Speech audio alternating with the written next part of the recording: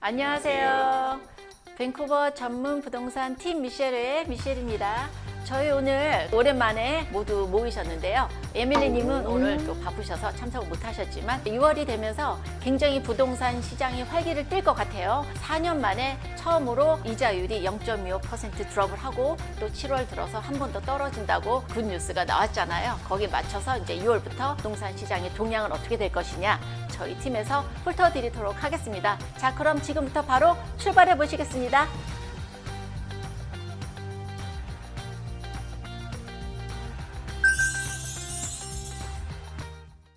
첫 번째는 아까 말씀드린 것처럼 캐나다 중앙금리가 0.25% 내려갔다고 하는데 금리에 맞춰서 부동산의 그 동향은 어떻게 될 것이냐 저희 에릭님이 준비를 하셨는데 한번 자세한 얘기 들어보도록 하겠습니다. 에릭님. 4년 만에 0.25%라는 금리가 내려갔습니다. 6월 들어서 저희가 예상했던 대로 25bp가 내려갔는데요. 지금 몰기지를 대출하고 계신 분들, 앞으로 몰기지를 받으실 분들에게 상당히 좋은 시그널로 작용할 것으로 보입니다. 향후 정부와 은행에서는 2.5%에서 3.5% 사이에 금리를 이제 목표로 금리 인하를 단행하고 있다는 소식이 들려오는데요. 내년 말까지 예상으로는 3% 가까이의 혹은 2.75% 정도의 기준금리로 이제 내릴 것으로 예상이 되고요. 시장에는 상당히 좋은 시그널로 작용이 될 것으로 예상이 됩니다. 지금 당장 0.25%의 인하는 고정금리 대출자분들에게는 큰 영향이 없을 것으로 예상이 되나 변동금리로 계신 분들에게는 다소나마 좀 위안이 되는 그런 소식일 것이고요. 하지만 0.25%의 그 금리 인하는 시장의 참여자들의 그 심리에 굉장히 큰 영향, 인트레스트 레이트의 고점은 찍었고 내려갈 일만 남았다라는 시장의 그런 시그널을 주기 때문에 더욱더 활발한 그 참여를 독려하는 그런 시그널로 작용될 것으로 보입니다. 지난 5월 부동산 통계를 자세히 살펴보면 총 매출은 2,733건이 이제 발생이 됐고요. 전년 대비 20%, 전월 대비 4% 감소한 수치를 보였습니다.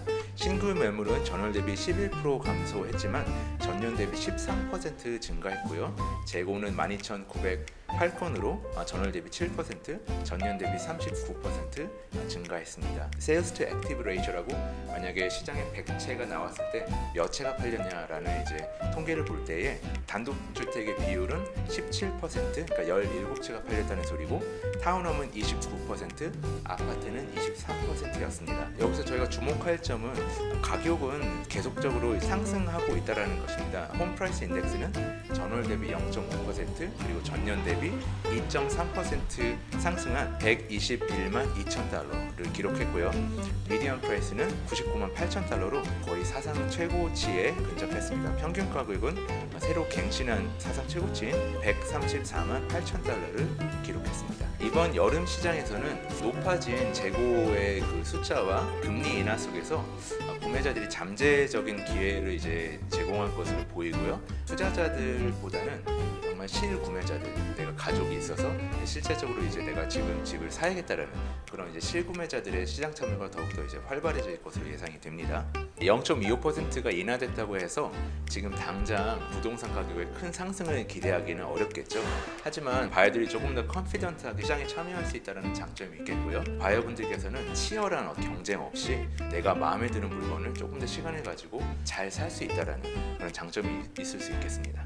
전문가들이 분석을 해놓은 자료만 보더라도 바이어분들이 집을 언젠가는 사고자 하시면서 준비를 하신 분들은 이렇게 조그만 모기지율이 내려가도 본격적으로 시장에 나오실 것 같은데요. 앞으로는 집값이 이제 오를 수밖에 없는 그런 분위기로 가는 것 같아요. 프리어프로브를 받으신 그런 고객분들은 조금 더 자신감을 가지고 이제 시장을 참여하실 것이고 지난 밴쿠버 그 부동산 시장에서 상승장에서 이제 집을 구매하지 못하셨던 분들은 이자율을 내리는 그런 동시에 이제 부동산 시장의 견고함을 이제 맛보셨던 분들은 그렇죠. 액티브하게 이제 시장에 참여해서 이제 구매를 하실 것으로 예상이 됩니다. 바이어분들이 좋은 기회를 놓치셨던 분들도 이번이 굉장히 절호의 찬스가 되시는 것 같습니다. 구매자분들은 모기지 이자율도 떨어졌고 이제 집을 사실 준비가 되셨어요. 근데 내가 프리세를 살 것이냐, 리세를 살 것이냐, 부분에 대해서 이제 설명을 드렸으면 좋겠는데요. 네, 이 부분은 오늘 한수님께서 설명을 부탁드리겠습니다. 가장 많이 듣는 질문 중에 하나가 리세일 매물과 프리세일 매물 중에서 어떤 걸 구매를 해야 되는지 그리고 어떤 차이점이 있는지에 대한 질문들을 가장 많이 듣는데요. 리세일의 경우에는 이미 존재하는 매물에 대한 거래가 이루어지는 거고요. 그리고 프리세일의 경우에는 미래에 지어질 집에 대한 분양권을 구매하는 과정이 말합니다. 리세일의 장단점에 대해서 간단히 얘기를 해드리자면 우선 장점으로는 이미 존재하는 집을 구매 및 판매를 하는 거기 때문에 직접 방문을 해서 레이아웃이라든지 뷰 또는 인스펙션을 통해서 문제가 있는지 이런 디테일들을 확인할 수 있다는 장점이 있고요. 아무래도 연식에 있어서 옵션이 프리세일보다는 훨씬 다양하기 때문에 아주 오래된 그런 집부터 최근에 지어진 집까지 선택이 가능하니까요. 가격적으로도 저렴하게 더 많은 옵션이 있을 것 같습니다. 또 다른 장점으로는 실거주 예정으로 집을 구매하는 첫 집 구매자에 대해서는 75만 불 미만의 주택에 대해서는 PTT 면제 혜택을 받으실 수가 있습니다. 단점은 프리세일에 비하면 다운 페이먼트를 해야 되는 좀 더 많은 목돈이 필요하고요. 일반적으로 거래가 이루어지면 2달이나 3달 안에 입주를 하는 경우가 가장 많기 때문에 모기지를 바로 받을 수 있는 준비가 되어 있어야 합니다. 네, 다음으로 프리세일의 장단점에 대해서 간단히 설명을 해드리자면요. 우선 장점으로는 기존에 아무도 거주하지 않았던 새 집으로 들어간다는 장점이 있고요. 두 번째로는 리세일이나 어사이먼트에 비해서 큰 목돈이 들어가지 않는다는 장점이 있습니다. 10%에서 15% 정도의 디파짓을 요구하는 벨로퍼들이 많은데요. 오랜 기간에 걸쳐서 나눠서 내기 때문에 지금 재정적으로 큰 목돈을 가지고 있지 않거나 적금 같은 곳에 돈이 묶여 있는 경우에는 프리세일이 정말 좋은 옵션이 될 수 있을 것 같습니다. 마지막 장점으로는요. 110만 불 미만의 프리세일을 구매하는 실거주자에 한해서 프로퍼티 트랜스퍼 텍스가 면제가 된다는 장점이 있습니다.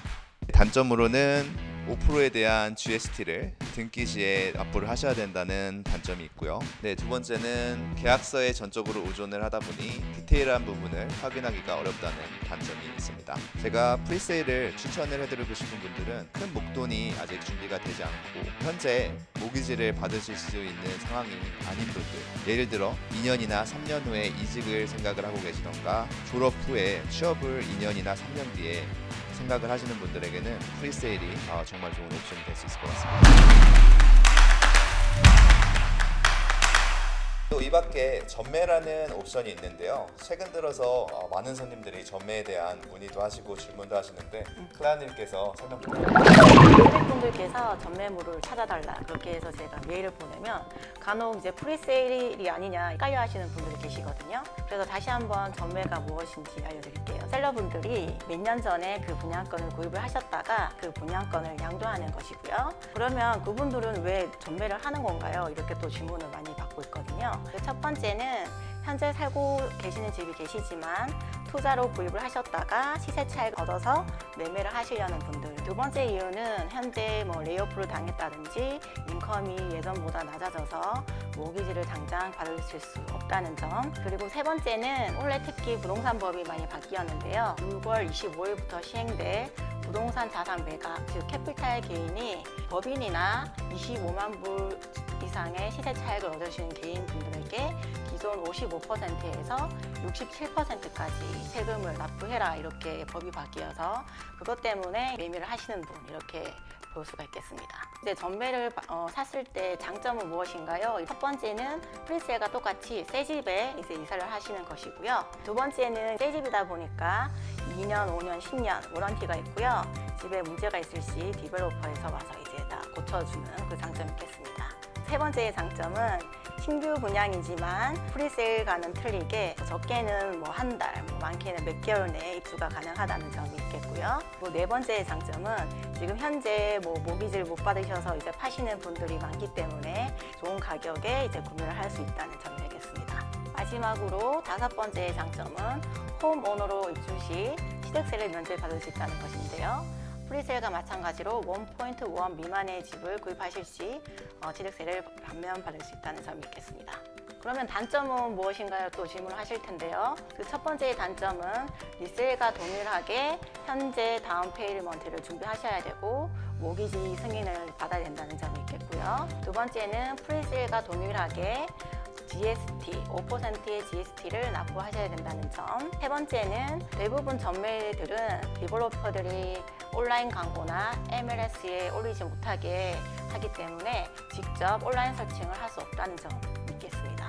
사실 전매 같은 경우는 이렇게 저희같이 정보력이 있는 에이전트를 꼭 통해야지만이 받을 수 있는 특권이세요. 전매의 특성상 디벨로퍼가 완공하기 바로 전에 허락을 해주는 단계다 보니까 모기지가 되시고 이런 리세일을 사시고 내 집 마련이 준비되신 분들한테는 굉장히 절호의 기회시고요. 좋은 기회로 새 집을 몇 년 전의 가격으로도 사실 수 있는 득템하실 수 있는 기회이기 때문에 홈오너로서는 굉장히 좋은 어떤 기회가 될 수 있습니다.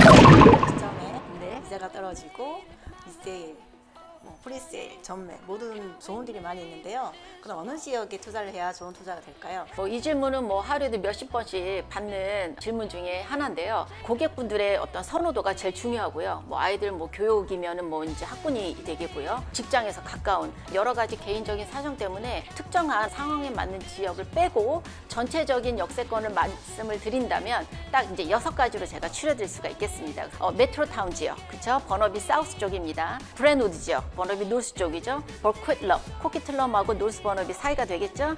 서리 센트럴 지역, 랭리 윌로비. 또 하나 이제 떠오르는 이제 지역 중에 하나가 코키틀럼 타운센터 지역에 이제 대대적으로 개발이 되면서 분양을 시작하는 단계거든요. 거기까지 하면 6군데가 역세권이 되겠다고 볼 수 있겠습니다. 이 6군데의 역세권에 어떤 매물과 어떤 프로젝트가 가장 핫하니까 그 부분은 저희에게 연락을 해주셔야 됩니다. 여러분들의 그 개개인의 그 선호도와 버젯에 맞게 저희가 쫙 아주 시원하게 매물을 찾아 드릴 테니까요. 저희에게 빨리 연락을 해주셔서 좋은 득템을 하셨으면 하는 바람입니다. 내 집 마련. 성공 투자. 팀 미셸과 함께